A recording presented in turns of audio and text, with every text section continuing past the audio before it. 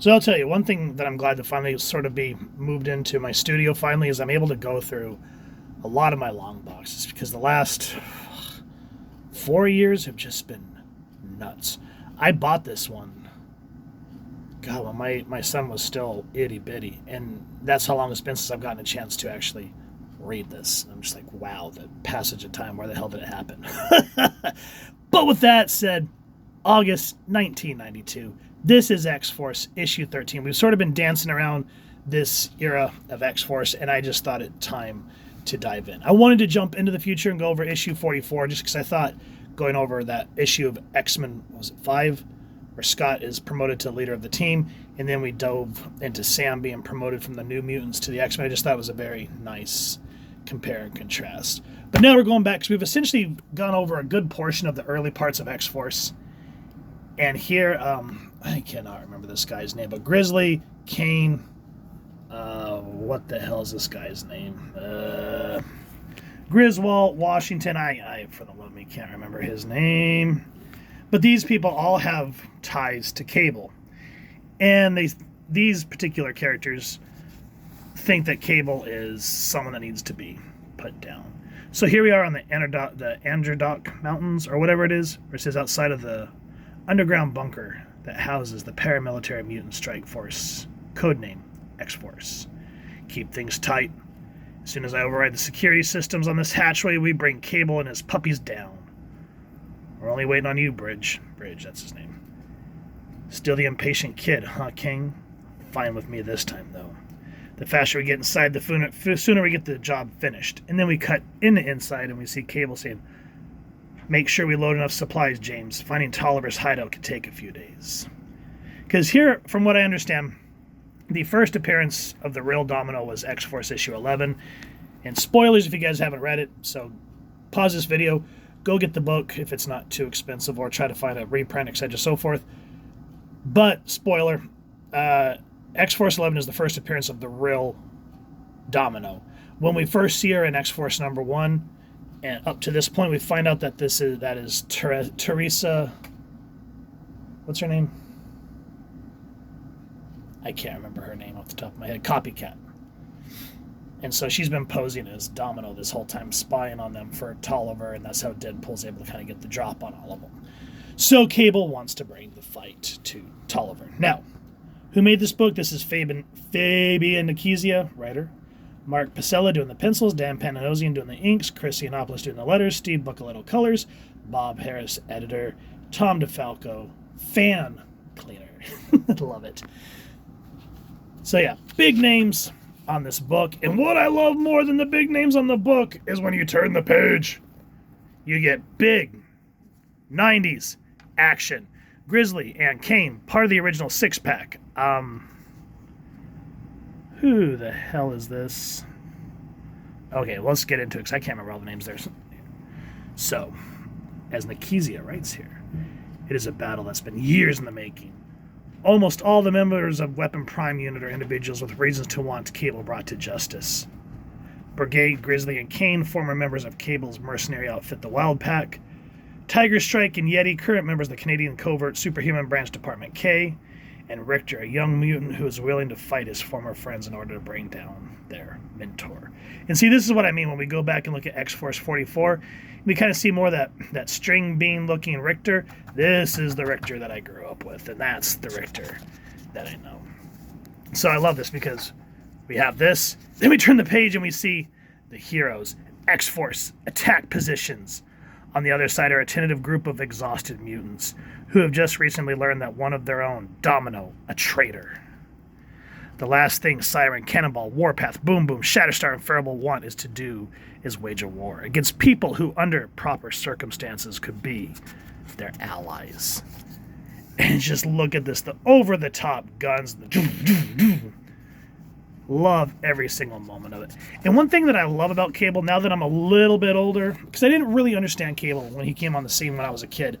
I just thought he was cool looking, but I didn't quite understand the whole mythos behind him. Is he always has a plan, and there's always a reason for his madness. And that's why I always loved Domino's, because when he couldn't explain it, Domino either had a way of shutting people down or explaining it easier. because that's just how the dynamic of them worked. Look at this, because remember, Kane is a cybernetic enhanced character. We can't break away from our opponents to hunt him down. Bridge, him meaning Cable, and he just slacks Shatterstar, Mojo World born warrior, slugged in the face by Kane. And then we get in Teresa. Oh, she's a battle house here in a minute. And then Jimmy going up against Grizzly. And I love how Grizzly tries to tell him, my beef is with Cable, kid. We don't have to fight. You invade our home, such it is, and tell me you don't have a problem with us? Tough. How's about I got a problem with you? And then frickin' Farrell. Very in-your-face artwork, if you get what I mean. Just whoa. That's the attitude, Jimmy boy. The big, hairy bohunk is mine. And I just love how vicious she is. And then, of course, during the early X Factor and New Mutants, Boom Boom and Richter were very close. And so I love how they're both trying to explain both sides, their viewpoints. And Sam just straight up smacks him across the head, thinking that, Richter says, don't you see? Look at what Cable's done to you. Hunted outlaws, living like terrorists. You've become everything we said we're going to fight against. Sam, could he be right?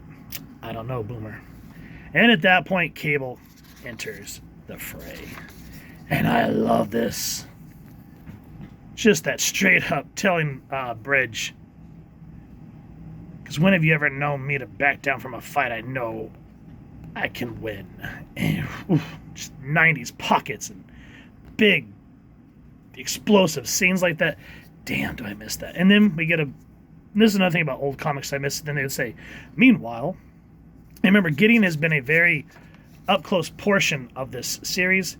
And he's conducting experiments on a beloved mutant that I don't want to spoil. It's just sort of like, wow, this guy is one mean individual. And so that's just setting up future events. And then we get back to the battle. And I mean, look at this. Gorgeous 90s artwork on display here. The raw power of Warpath against Grizzly. And then, while all this is happening, we see Teresa finally saying, you're finished, boyo. See what happens when a sonic scream liquefies every circuit in your silly suit. We're going to get good now, aren't we? Either that, or they're a group of posers. I just love how Banshee has an attitude, but he can keep it in check because he's older. Teresa has that same red-headed Banshee attitude, and she's younger. So she's still learning how to control it. And you just see it in the gorgeous pencil work, the facial expressions as she lets out her sonic scream and just almost mutilates this dude. And then we're kind of left on a cliffhanger. I love this moment where Sam sees what's happening to their home base. And then what is going to be the fate of Domino? Well, we will be diving into the latter half of the issues because I've said in other reviews, finally get to a place where I can move my long boxes around and kind of can start digging. So it's how I finally was able to dig this one out. And I went, oh crap, it's been a minute. So X-Force, issue 13. Excellent cover. Love the use of this red. And that's what initially drew it to me. I didn't realize at the time when I bought it that it was towards anything I wanted. I just went, damn, that's a sexy cover. And I want it.